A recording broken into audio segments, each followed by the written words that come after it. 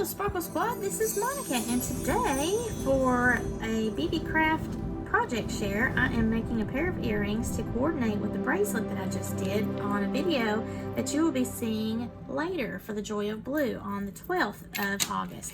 So I just wanted to make some cute little earrings to go with that bracelet. Again, that tutorial will come later, but you're going to see this tutorial right now for Beebeecraft. I am using some 3-inch head pins here, and they are just the regular head pin that look like a nail. You can use any type of head pin. I prefer these that have the longer tail just because I have a carpal tunnel and it's a little bit more difficult for me to use those shorter head pins. And then I am also using some of these ear wires here. I like this style because it's easier to stay in your ear. It's a little bit squared off here towards the back, and it just has the ball instead of the spring, so I do like that.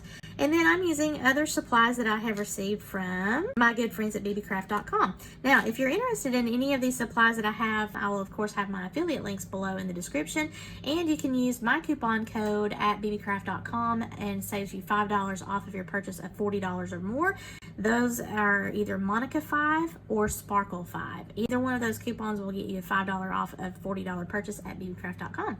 So these are some beads that I purchased a while back from Beebeecraft in this beautiful case, and I just absolutely love this. As you can see, my favorite are these here that I'm working with today, the midnight blue with that splash, that paint splash of light blue on top of that. I just love the look of that. And then I'm also using some Dolomite beads that are really beautiful. It's kind of a smoky blue, like a grayish blue type of color, and I thought that that would be just beautiful with those beads here, the glass pearls that have that blue splash on it. And then I'm also using some rhinestone spacers, whoops, if I can get a hold of it, and then some of these little beads here that are faceted. They're just some little silver tone spacer beads, and some bead caps that I got from Beebeecraft. So if you look at this bracelet, I'm using the bead caps on either side of the glass pearl. Then I've got some Dolomite separated by a spacer bead that has the rhinestones in it, and then on the very ends of the bracelet I'm using some of these little tiny silver spacer beads, and this is all a part of the design that I did for the bracelet. Now I don't have to keep the exact pattern in order to coordinate a pair of earrings with a bracelet, so I'm going to just feed these beads on here however I like them best, and then I'll show you how I finish off the earrings. I have put some beads on here for the earrings that I'm going to make, and they coordinate very nicely with the overall pattern in the bracelet that I've created. So I'm going to go ahead and end these off. Now the tools that I'll need are going to be a round nose plier, which I have right here. And then I also will probably use my bent nose pliers because I like to do a lot of the action with my bent nose pliers, and I can also get into tight spaces for when I need to push the wire against the stem. And then I'll also need to use my trusty flush cutters here so that I can cut off how much ever wire that I am not going to be needing, and it be a nice flush cut so that it doesn't poke my ear. I'm using my round nose pliers. I'm going to make a wrapped loop so that it's nice and solid. If you wanted to do a simple loop, you could. I don't have any specific design that I need to make sure that it remains front facing at all times, so really I could do a simple loop. I just like to have the security and the non-loosey-goosey feel of a wrapped loop because I'm going to make it come all the way down to the bead cap. That way my beads are going to kind of stay stationary there. But I'm going to be probably about 1/4 of a way down my round nose pliers. I'm going to push this over my round nose pliers to create a 90-degree bend.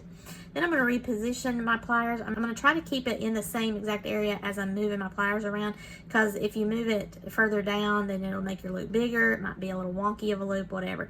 So just try to keep it in one fluid movement as you're going. I'm trying to teach this to you, so I'm having to do it at weird ankles to show you and all that. So just kind of keep that in mind. I'm going to pull this up, over, and down. Now I am going to take this out, and you're going to see I've got a question mark shape there. So I'm going to put this back onto now the bottom portion of my plier, and you're going to see it's still around that same area. If you have a Sharpie marker and you want to mark on your pliers so that you know, hey, this is the size loop that I always like to make, until you get, you know, more practiced with it, and it just becomes second nature to you. You could always have that marked and then keep that same loop. That way you've got a go-to spot, but I'm not going to do that. So I put that onto the bottom of my plier now, and I'm just going to kind of hand it over to my left hand, keeping this closed so that I have access to now pull the tail towards myself, and I'm coming on the outside of that beadwork.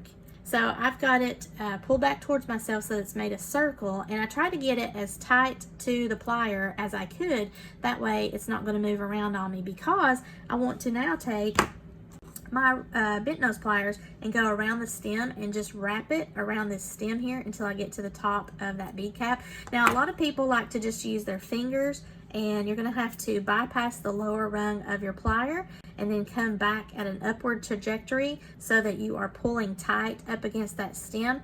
I don't have enough dexterity in my fingers now because I have carpal tunnel issues, so I like to use my bent nose pliers to do that. You can also do that with a flat nose plier. I've seen several different ways of making this wrapped loop. Some people even like to take it completely off of their round nose plier and use their flat nose plier to hold it stationary, and then they just use their hands to go around that stem. However you're more comfortable with. I like to keep mine on to my round nose plier because I feel like it keeps that rounded shape as I'm moving this around here around the stem. So I'm just going to continue to wrap, and I want to stay very close to my previous wrap because I don't want it to have any kind of gaps. Again, I'm bypassing that stem, and then I'm coming back up in an upward trajectory, and I'm trying to keep it as tight to the stem as I can. I'm going to come around again. Again, I'm right up against my previous wrap, and I'm going to go down until I meet that bead cap there so that I don't have any more of a gap. Looks like I can maybe go one more time. Now you see right there, I'm at the top of that bead cap. However, if I take this off and you look, I still have just a little bit of gap. So I can still continue to go around here to the back. And when I do that, I'm going to be cutting that wire off. So before I do anything further, I noticed that my loop got a little bit wonky. So I'm just going to take my bent nose pliers and pull it up. I'm not going to gouge any kind of metal there. So I'm just pulling it a little bit more straight since I had a little bit of movement. And I'm going to put this back on my round nose pliers. And then I'm just going to take my bent nose plier and I'm going to pull this around. And it looks like as it starts to come around that area, it's wanting to lay over top of the previous wire wrap, and I don't want that. So I'm just going to pull this back just a little bit. I've got the back of my flush cutter, and I'm going to cut this off right here. Then I'm going to tuck this into that little gap here on the back. And the way that I'm going to do that, I'm going to put this back on my round nose pliers, and then I'm going to use my bent nose pliers to go around that base and push the wire into that gap, going in that round robin type of way. And as I do that, it's also tightening up wire gap around that bead cap. Kind of had to readjust that because as I was pushing that wire into that little gap, it was maneuvering my bead cap in such a way that was a little bit crooked. So I'm just repositioning that a little bit with my fingers, being careful not to gouge the loop that I have up here, and making sure that we have it secure, which we do. All right, so there's one little earring. So I'm going to do that same thing here with the other one. And again, the more practice that you have with these and the different types of bead caps, like this one has a little bit of a raised area right here, whereas most bead caps are flattened on the top. So you might not have issues the way that I did. I'm going to just do the same process so that we can have another earring.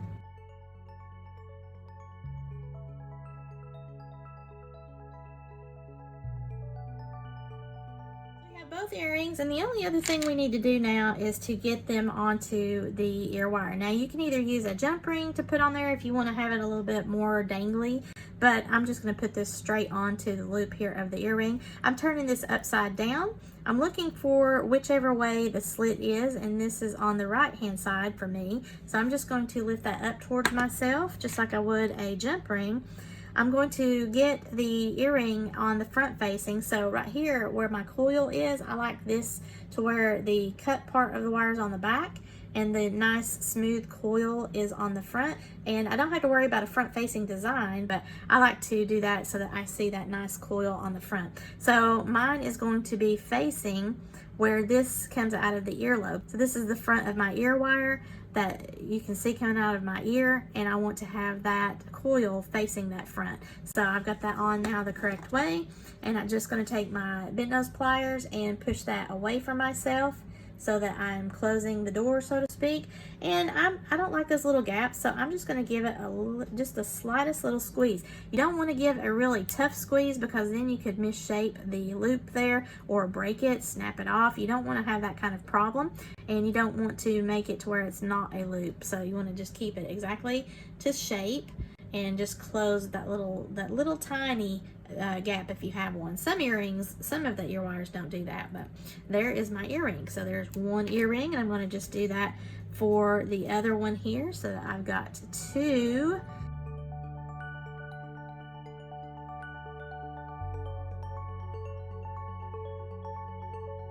There is a pair of earrings to match my beautiful bracelet that I created using supplies from Beebeecraft.com. If you're interested in any of these supplies that I have used in my design here, I will of course have those linked below, and be sure to use my $5 off coupon, either Monica5 or Sparkle5. That way you can get $5 off of your purchase of $40 or more at Beebeecraft.com and enjoy whatever items that you're going to make. They have more than just jewelry making supplies as well if you're into other types of crafts. I was noticing they have a lot of cool resin molds and things like that. They have paper crafting supplies. I mean, it's just a lot of cool stuff that they do offer there at Beebeecraft.com, so be sure that you check them out. I do like the shape and the cut of these Dolomites because they have that kind of squared off Art Deco feel to it. But I think I definitely love these paint splash beads. I call it a paint splash bead just because that's what it reminds me of, sort of like a graffiti or something.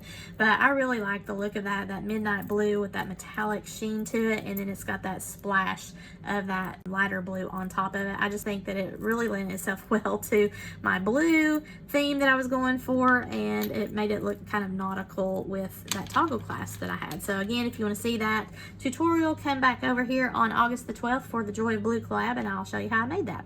If you enjoyed this video, please give me a thumbs up and let me know below in the comments what was your favorite of what you saw here in my little theme that I had going on with the bracelet and the earrings. And if you haven't done so, please subscribe to my channel. Share with any of your friends that might be interested in these jewelry making supplies that I have from Beebeecraft.com. If you're interested in joining the Beebeecraft YouTube program, make sure that you follow the link that I'll have below my description.